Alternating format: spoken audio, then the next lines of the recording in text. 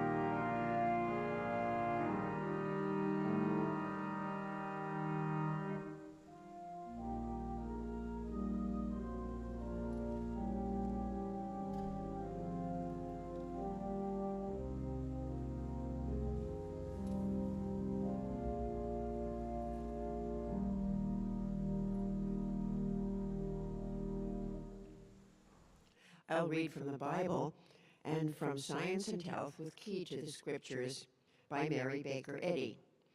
The subject of this evening's readings is strength. The Bible, Psalms. I will love thee, O Lord, my strength. The Lord is my rock and my fortress and my deliverer. My God, my strength, in whom I will trust, my buckler, and the horn of my salvation, and my high tower. I will call upon the Lord, who is worthy to be praised. So shall I be saved from mine enemies. He delivered me from my strong enemy, and from them which hated me, for they were too strong for me. They prevented me in the day of my calamity, but the Lord was my stay. He brought me forth also into a large place. He delivered me because he delighted in me. The Lord rewarded me according to my righteousness. According to the cleanness of my hands hath he recompensed me. For I have kept the ways of the Lord, and have not wickedly departed from my God. I was also upright before him, and I kept myself from mine iniquity. Therefore hath the Lord recompensed me according to my righteousness, according to the cleanness of my hands in his eyesight. For thou wilt light my candle. The Lord my God will enlighten my darkness. For by thee I have run through a troop, and by my God have I leaped over a wall. As for God, his way is perfect. The word of the Lord is tried. He is a buckler to all those that trust in him. For who is God save the Lord? Or who is a rock save our God? It is God that girdeth me with strength, and maketh my way perfect. The Lord is my light and my salvation. Whom shall I fear? The Lord is the strength of my life. Of whom shall I be afraid? One thing have I desired of the Lord all the days of my life, one thing have I desired of the Lord, that will I seek after, that I may dwell in the house of the Lord all the days of my life, to behold the beauty of the Lord, and to inquire in his temple. For in the time of trouble he shall hide me in his pavilion. In the secret of his tabernacle shall he hide me. He shall set me up upon a rock. And now shall mine head be lifted up above mine enemies round about me. Therefore will I offer in his tabernacles sacrifices of joy. I will sing, yea, I will sing praises unto the Lord. For the Lord is great, and greatly to be praised. He is to be feared above all gods. Honor and majesty are before him. Strength and beauty are in his sanctuary. Give unto the Lord, O ye kindreds of the people. Give unto the Lord glory and strength. Let the heavens rejoice, and let the earth be glad. Let the sea roar and the fullness thereof. Let the field be joyful, and all that is therein. Then shall all the trees of the wood rejoice. Judges. And the children of Israel did evil again in the sight of the Lord, and the Lord delivered them into the hand of the Philistines 40 years. And there was a certain man of Zorah, of the family of the Danites, whose name was Manoah, and his wife was barren, and bare not. And the angel of the Lord appeared unto the woman, and said unto her, Behold, now thou art barren, and bearest not, but thou shalt conceive, and bear a son. Now therefore beware, I pray thee, and drink not wine, nor strong drink, and eat not any unclean thing. For lo, thou shalt conceive, and bear a son. And no razor shall come on his head, for the child shall be a Nazarite unto God from the womb. And he shall begin to deliver Israel out of the hand of the Philistines. And the woman bare a son, and called his name Samson. And the child grew, and the Lord blessed him. And it came to pass afterward that he loved a woman in the valley of Sorek, whose name was Delilah. And the lords of the Philistines came up unto her, and said unto her, Entice him, and see wherein his great strength lieth, and by what means we may prevail against him, that we may bind him to afflict him. And we will give thee, every one of us, 1,100 pieces of silver. And Delilah said to Samson, Tell me, I pray thee, wherein thy great strength lieth, and wherewith thou mightest be bound to afflict thee. And Samson said unto her, If they bind me with 7 green withs that were never dried, then shall I be weak, and be as another man. Then the lords of the Philistines brought up to her 7 green withs which had not been dried. and she bound him with them. Now there were men lying in wait, abiding with her in the chamber, and she said unto him, The Philistines be upon thee, Samson. And he brake the withs, as a thread of tow is broken when it toucheth the fire. So his strength was not known. And Delilah said unto Samson, Behold, thou hast mocked me, and told me lies. Now tell me, I pray thee, whither thou mayest be bound. And he said unto her, If they bind me fast with new ropes that never were occupied, then shall I be weak, and be as another man. Delilah therefore took new ropes, and bound him therewith, and said unto him, The Philistines be upon thee, Samson. And there were liers in wait, abiding in the chamber. And he brake them from off his arms like a thread. And Delilah said unto Samson, Hitherto thou hast mocked me, and told me lies. Tell me wherewith thou mightest be bound. And he said unto her, If thou weavest the 7 locks of my head with the web. And she fastened it with the pin, and said unto him, The Philistines be upon thee, Samson. And he awaked out of his sleep, and went away with the pin of the beam, and with the web. And she said unto him, How canst thou say, I love thee, when thine heart is not with me? Thou hast mocked me these 3 times, and hast not told me wherein thy great strength lieth. And it came to pass, when she pressed him daily with her words, and urged him, so that his soul was vexed unto death, that he told her all his heart, and said unto her, There hath not come a razor upon mine head, for I have been a Nazarite unto God from my mother's womb.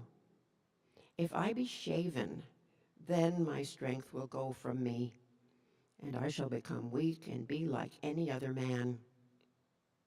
And when Delilah saw that he had told her all his heart, she sent and called for the lords of the Philistines, saying, Come up this once, for he hath showed me all his heart. Then the lords of the Philistines came up unto her, and brought money in their hand. And she made him sleep upon her knees, and she called for a man, and she caused him to shave off the 7 locks of his head. And she began to afflict him, and his strength went from him. And she said, The Philistines be upon thee, Samson. And he awoke out of his sleep, and said, I will go out as at other times before, and shake myself. And he wist not that the Lord was departed from him. But the Philistines took him, and put out his eyes, and brought him down to Gaza, and bound him with fetters of brass, and he did grind in the prison house. Howbeit the hair of his head began to grow again after he was shaven. And when the people saw him, they praised their God, for they said, Our God hath delivered into our hands our enemy, and the destroyer of our country, which slew many of us. And it came to pass, when their hearts were merry, that they said, Call for Samson, that he may make us sport. And they called for Samson out of the prison house, and he made them sport, and they set him between the pillars. And Samson said unto the lad that held him by the hand, Suffer me that I may feel the pillars whereupon the house standeth, that I may lean upon them. Now the house was full of men and women, and all the lords of the Philistines were there. And there were upon the roof about 3,000 men and women that beheld while Samson made sport.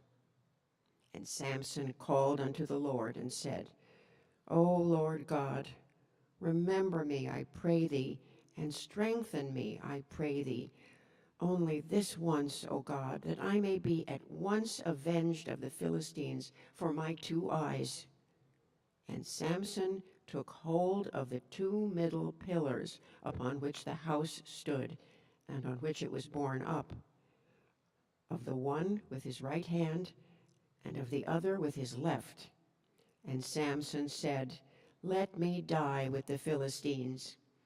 And he bowed himself with all his might, and the house fell upon the lords and upon all the people that were therein.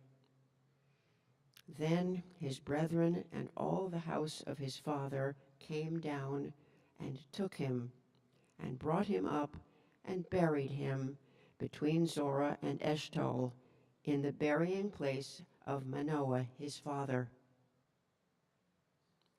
Psalms. The Lord will give strength unto his people. The Lord will bless his people with peace.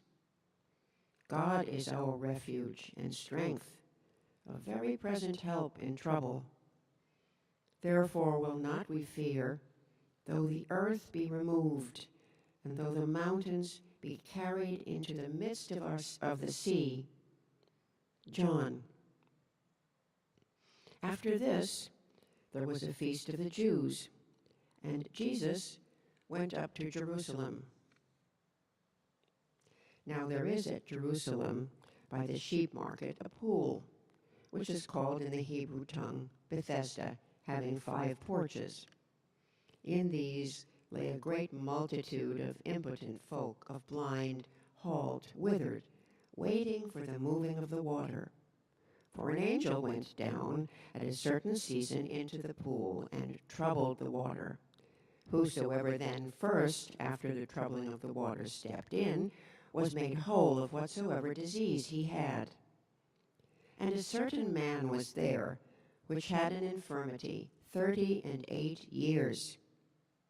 When Jesus saw him lie, and knew that he had been now a long time in that case, he saith unto him, Wilt thou be made whole? The impotent man answered him, Sir, I have no man when the water is troubled to put me into the pool, but while I am coming, another steppeth down before me.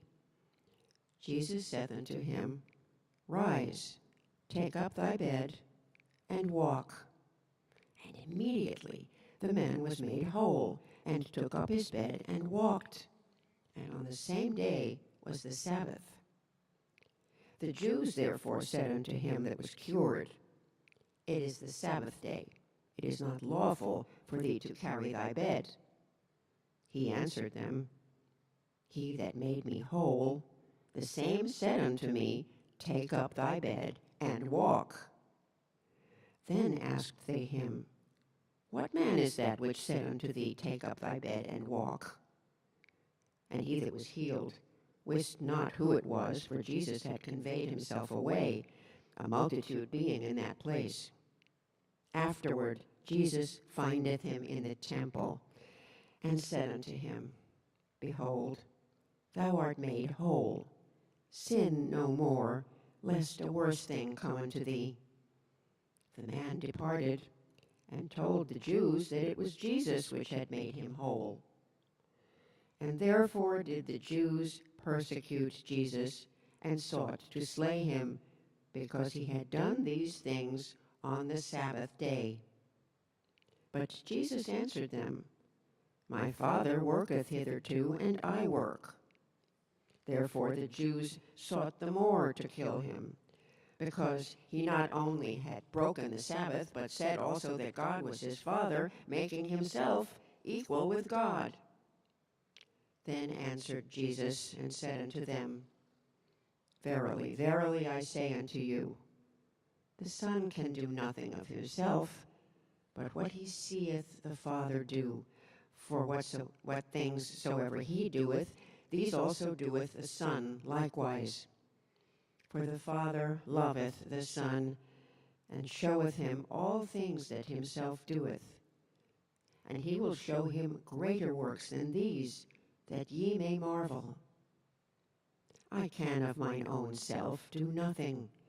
As I hear, I judge, and my judgment is just, because I seek not mine own will, but the will of the Father which hath sent me. Ephesians. Finally, my brethren, be strong in the Lord and in the power of his might. Put on the whole armor of God, that ye may be able to stand against the wiles of the devil.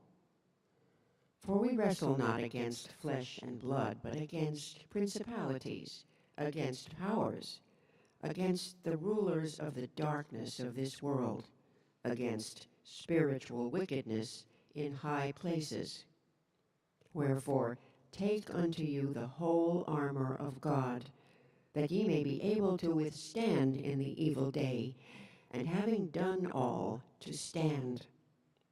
Stand therefore, having your loins girt about with truth, and having on the breastplate of righteousness, and your feet shod with the preparation of the gospel of peace. Above all, taking the shield of faith, wherewith ye shall be able to quench all the fiery darts of the wicked. And take the helmet of salvation and the sword of the Spirit, which is the word of God, praying always with all prayer and supplication in the Spirit, and watching thereunto with all perseverance and supplication for all saints. Psalms. I will say of the Lord, he is my refuge and my fortress, my God. In him will I trust. I'll now read correlative passages from the Christian Science textbook, Science and Health with Key to the Scriptures, by Mary Baker Eddy. Divine mind rightly demands man's entire obedience, affection, and strength. No reservation is made for any lesser loyalty. Obedience to truth gives man power and strength. Submission to error superinduces loss of power. Physical science, so called, is human knowledge, a law of mortal mind, a blind belief, a Samson shorn of his strength. When this human belief lacks organizations to support it, its foundations are gone. Having neither moral might, spiritual basis, nor holy principle of its own, this belief mistakes effect for cause and seeks to find life and intelligence in matter, thus limiting life and holding fast to discord and death. In a word, human belief is a blind conclusion from material reasoning. This is a mortal, finite sense of things which immortal spirit silences forever. To measure intellectual capacity by the size of the brain and strength by the exercise of muscle is to subjugate intelligence, to make mind mortal, and to place this so-called mind at the mercy of material organization and non-intelligent matter. What is termed matter manifests nothing but a material mentality. Neither the substance nor the manifestation of spirit is obtainable through matter. Spirit is positive. Matter is spirit's contrary, the absence of spirit. For positive spirit to pass through a negative condition would be spirit's destruction.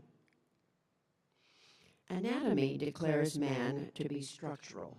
Physiology continues this explanation, measuring human strength by bones and sinews and human life by material law. Man is spiritual, individual, and eternal. Material structure is mortal. Moral and spiritual might belong to spirit, who holds the wind in his fists, and this teaching accords with science and harmony. In science, you can have no power opposed to God, and the physical senses must give up their false testimony. Your influence for good depends upon the weight you throw into the right scale. The good you do and embody gives you the only power obtainable.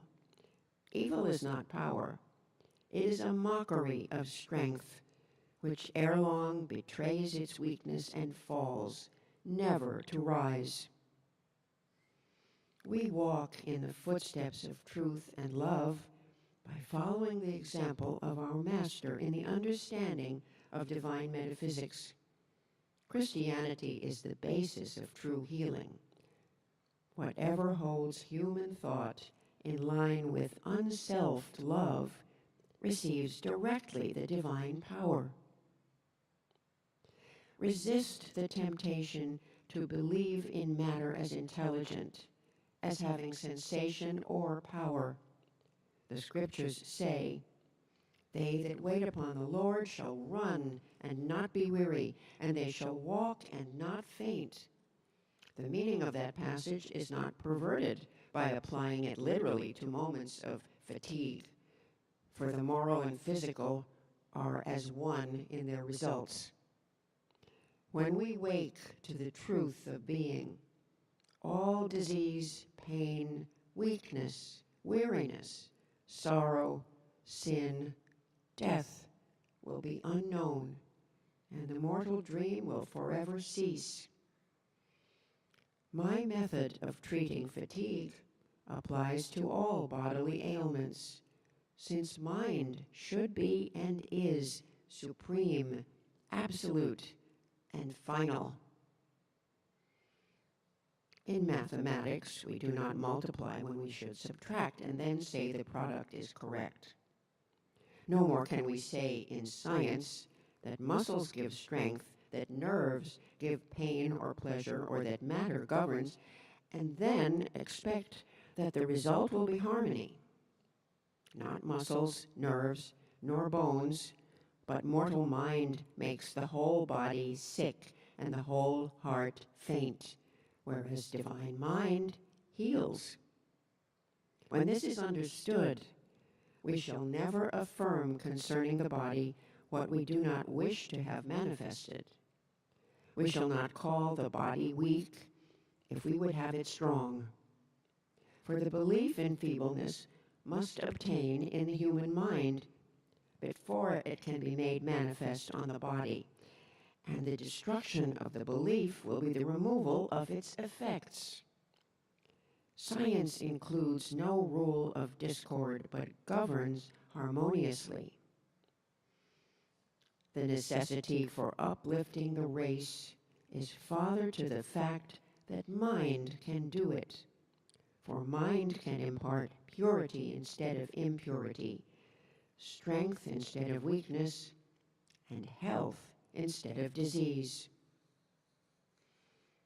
Man's enslavement to the most relentless masters, passion, selfishness, envy, hatred, and revenge, is conquered only by a mighty struggle. Every hour of delay makes the struggle more severe. If man is not victorious over the passions, they crush out happiness, health, and manhood. Here, Christian Science is the sovereign panacea, giving strength to the weakness of mortal mind, strength from the immortal and omnipotent mind, and lifting humanity above itself into purer desires, even into spiritual power and goodwill to man. Let the slave of wrong desire learn the lessons of Christian Science, and he will get the better of that desire and ascend a degree in the scale of health, happiness, and existence. Step by step, will those who trust him find that God is our refuge and strength, a very present help in trouble.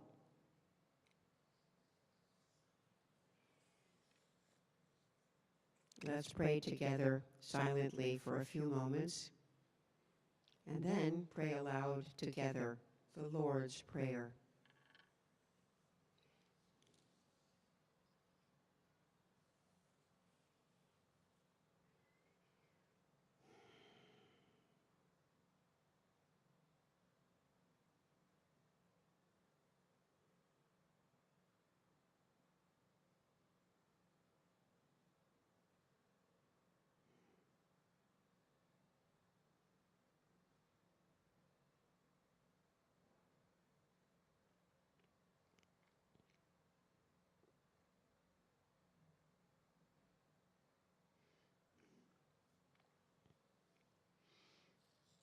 Our Father, which art in heaven, hallowed be thy name. Thy kingdom come. Thy will be done in earth as it is in heaven. Give us this day our daily bread, and forgive us our debts as we forgive our debtors. And lead us not into temptation, but deliver us from evil. For thine is the kingdom, and the power, and the glory, forever. Let's sing hymn number 46.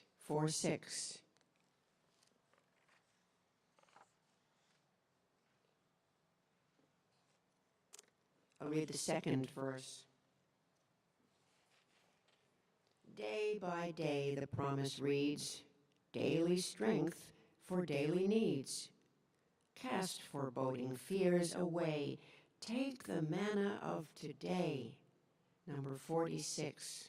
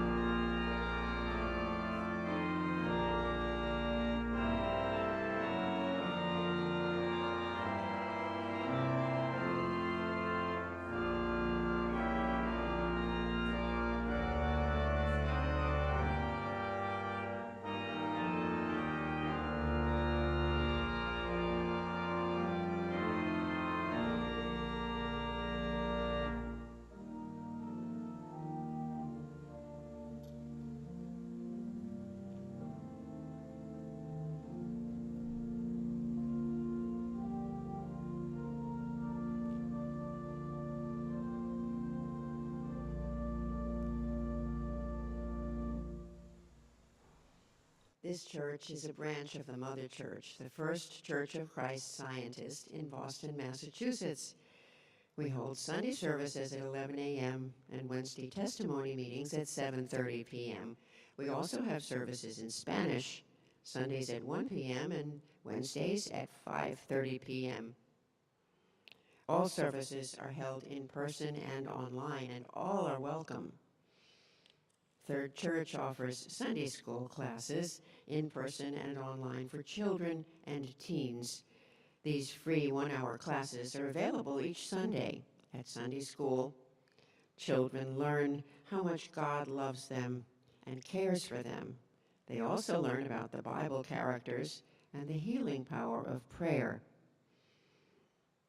For more information on times and classes, please send us an email, thirdchurch@thirdchurchnyc.com.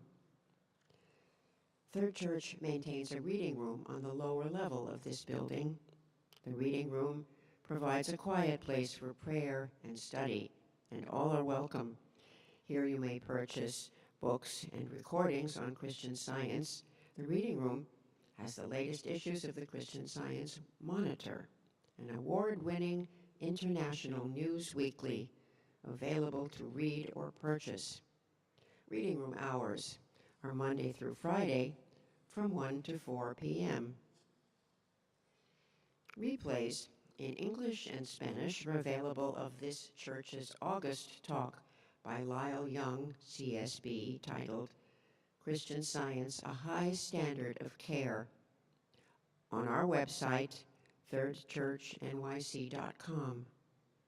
Replays are also available on our website, thirdchurchnyc.com, in English and Spanish, of a talk by Lona Ingwerson, CS, titled The 23rd Psalm.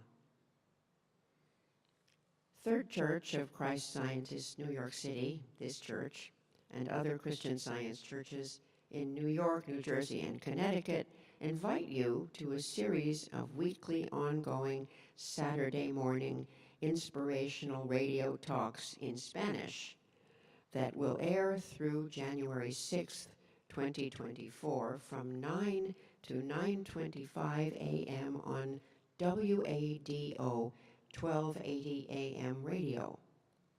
The series, titled The Road to Christian Healing, will address topics such as inner peace that keeps us safe, Christian healing, integrity assured, Christian Science, a high standard of care, to name a few. The experienced, internationally based speakers are members of the Christian Science Board of Lectureship. Replays of each talk will be available at thirdchurchnyc.com until January 31st of 2024. Join us starting on Saturday mornings at 9 a.m. on WADO 1280 AM radio. The talks will also stream on our website, thirdchurchnyc.com. The next Spanish language lecture on December 9th, sponsored by 8th Church, New York City, and First Church of Darien, Connecticut, is A Salvo en el Abrazo del Amor Divino, Safe in the Embrace of Divine Love. The lecturer is Monica Pasalia. The members of this church invite you on Christmas Eve, Sunday, December 24th, to an inspirational talk by Michael Muslin, CS, titled Being Drawn to the Christ. The talk features a journey through the Old Testament prophecies of the coming of the Christ. Please join us in person on Christmas Eve, Sunday, December 24th, at Park Avenue and 63rd Street. A program of inspirational Christmas music will start at 7:15 p.m. Eastern Time. The talk will begin at 7:30 p.m.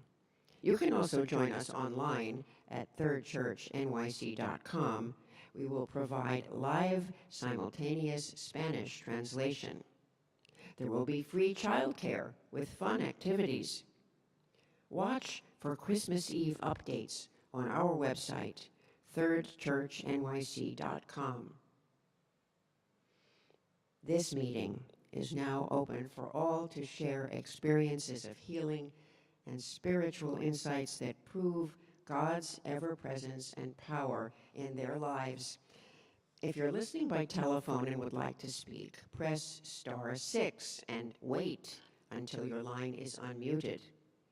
Please speak directly into the microphone of your phone. Your message will be easier to hear if you do not use the speaker function. If you're watching via Zoom, you can choose the raise your hand icon or unmute yourself and speak.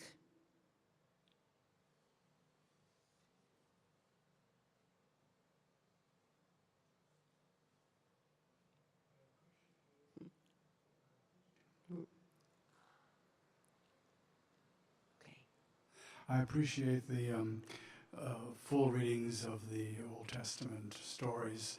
Um, there's always something new and startling in those stories.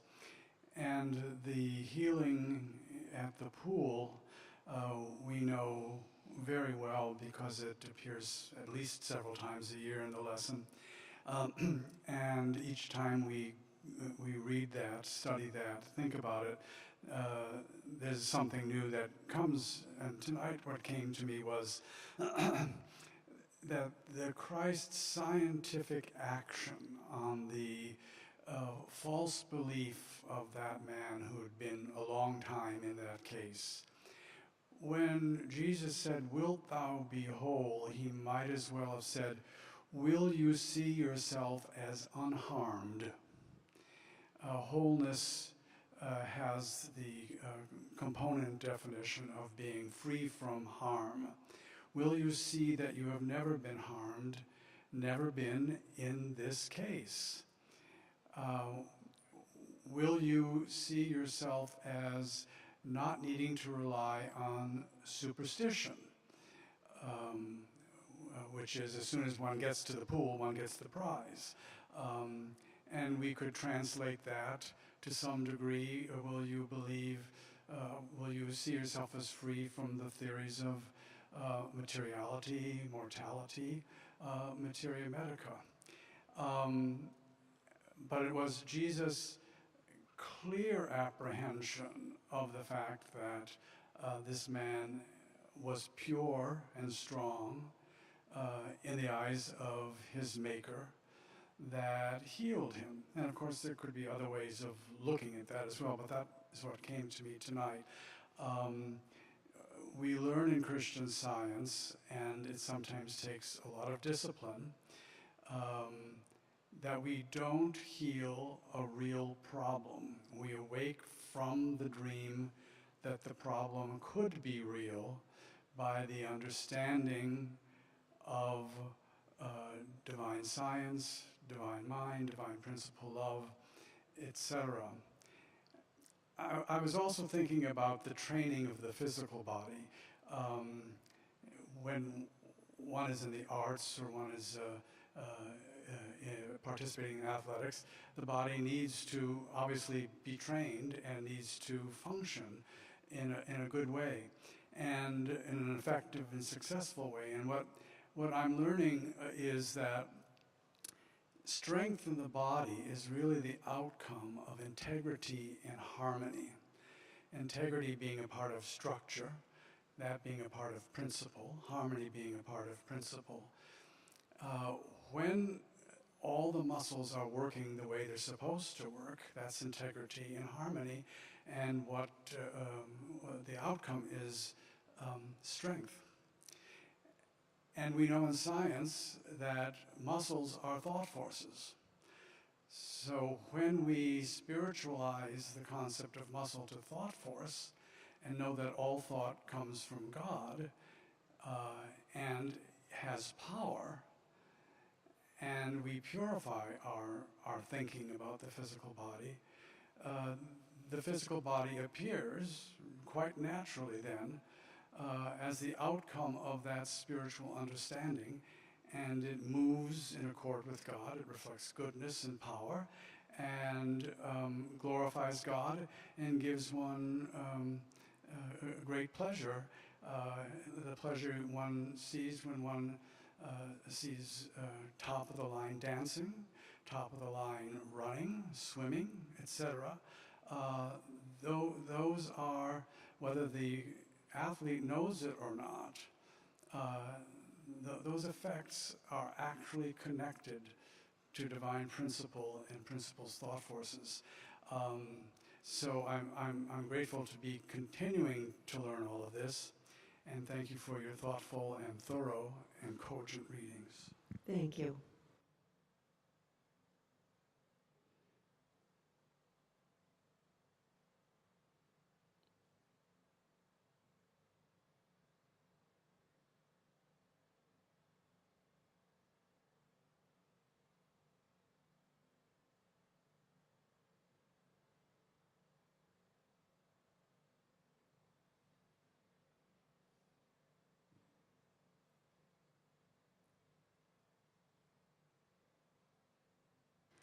Thank you for your readings.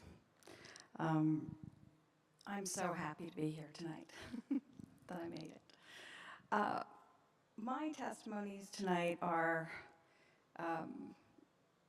some are will seemingly be very little demonstrations. One big one, followed by a few little ones. But they all build on each other. They build on each other to give one the confidence that what we learn in Christian Science, what Mary Baker Eddy taught us, left us with this legacy of actionable prayer, of metaphysics, is that it works. I mean, it's the truth. And if you don't have doubt and you have confidence in the principle and the truth, the natural outcome, as the former testifier explained, is the natural result of harmony and principle and structure and truth. The first one has to do with the locating of a cat that my son's girlfriend's cat in Toronto. She and her sister each had a cat. Excuse me. And they were used to going outside in the backyard, and they were attacked by a coyote. And the sister's cat did not make it. She had to be put down the next day. But my son's girlfriend's cat bolted up a tree. And I mean up a tree that was like many, many, many feet high. I saw pictures. The rescuers shook the tree. She came down and she bolted down the street. So my son and his girlfriend were at their cousin's wedding in Nashville. They come back to Montreal. They were prepared to stay the week. Her parents did not let her know until the next day because the cat still did not come home. 36 hours. So my son booked the next train. They headed back to Toronto. He let my mother know to please pray. He texted me, "I know you understand, Mother. Can you pray as well?" So I did. Now, he's not a practicing Christian Scientist at this point. He went to Sunday school his whole childhood, but he still knows the truth, and he still calls on my mother and myself for prayer. I was very quiet, and I knew without any doubt that that little cat was safe wherever she was, that love had never left her side, had never left her, that she was in the arms of love, protected, safe, and that she would be restored to her rightful place. And there was no fear, there was no doubt. And then I wrote to Ellen, and I said, just trust and know that Tofu is safe. Wherever she is, she's safe. And, harmony will be restored. And she's not a Christian Scientist. But, I said the right things to comfort her. And, well, every, 15 minutes later, I went to pray again. And then another time I went to pray, and I said, why am I keep doing this? I know the truth. I don't have to keep going back to God, to mind, to love. I just have to know. And within the next hour, I got a text back from them that she had made her way to the neighbor's roof. 36 hours this cat is gone, and within 2 hours of asking for prayerful help, this cat is restored back home. So that was just a wonderful demonstration. The ones that followed are just me in my apartment trying to put something up very, very high and knowing I don't have the physical height to do it. And I'm standing on this ladder, and I said, oh gosh, God, you got this. And within, minutes, I somehow managed to get this up and over 2 times. Wordle, that New York Times game, I'm stuck on something, and I'm just, I can't seem to get it. And I'll just say, mind knows what this word is. And right away, the minute I affirm it, the minute I claim it, the word comes right to me. I mean, it's pretty remarkable. And these are tiny little demonstrations that seemingly don't, have much import in our life.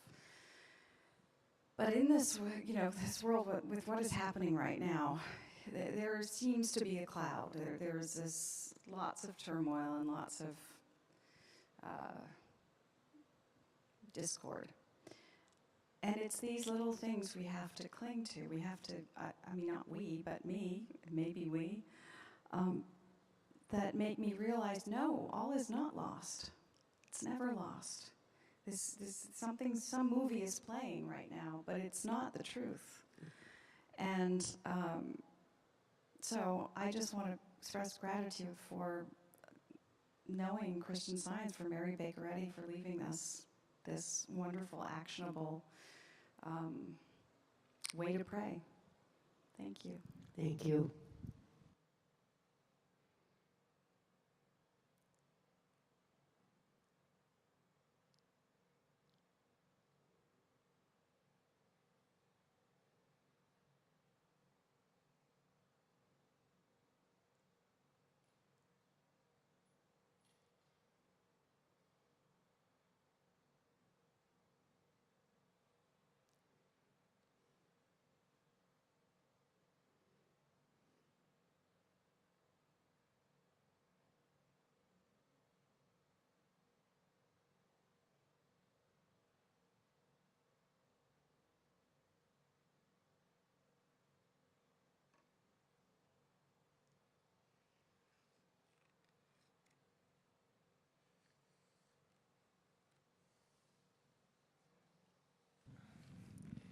Thank you for your readings on strength. The first story about Samson seemed to be about the old-fashioned strength in the arm. But even Samson, even in that story, it wasn't his strength. It was this spirit of being in obedience to the Nazarene discipline of not cutting hair and being imbued with that discipline or in obedience to a regime that I don't know, and I don't think it's set forth in the Bible other than not cutting hair. But his strength was pulling the pillars either. I think he must have been pushing them apart rather than pulling them together, whatever. But that was sort of very physical in form. There were spiritual elements to it, but it appeared that it was physical strength. Christian Science lifts us above a material or corporeal sense of strength, but still all the readings that you had from the Bible tonight, that God is our strength and that strengthens us. Your mother had a favorite passage, I can do all things through Christ that strengtheneth me. Mental strength is something to contemplate, and we see mental strength everywhere. References were made to dancers and musicians and sports. Mental strength is when one's very good, but if you get behind, or if things aren't going right, or the score is going against you, the opponent has the momentum. How do you keep going and win? It's mental strength in the midst of all the difficulties to keep going, and that's a form of mental strength.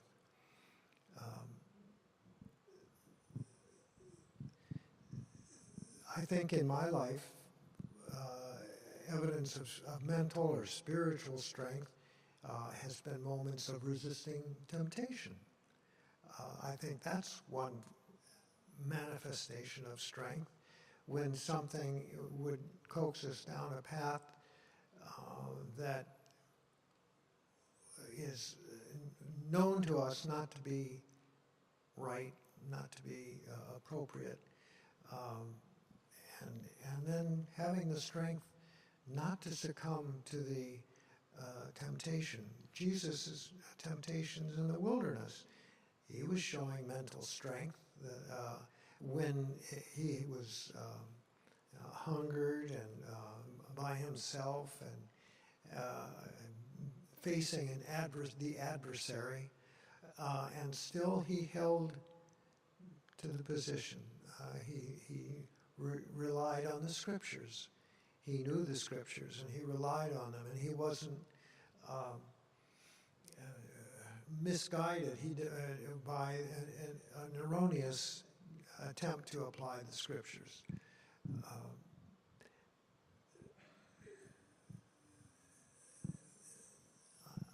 I appreciate that when we read the Bible and the scriptures and keep the thought, and Mrs. Eddy says, cling steadfastly to God and His idea, and that's the first step in healing. That is a strength, and that's the presence of God, and that's reflecting God's strength. God is the all-powerful. I appreciate raising that sense of spiritual strength. Thank you.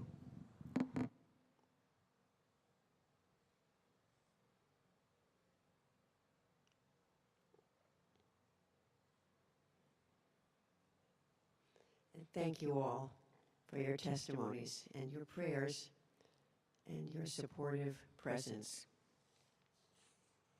Let's conclude with singing hymn number 65.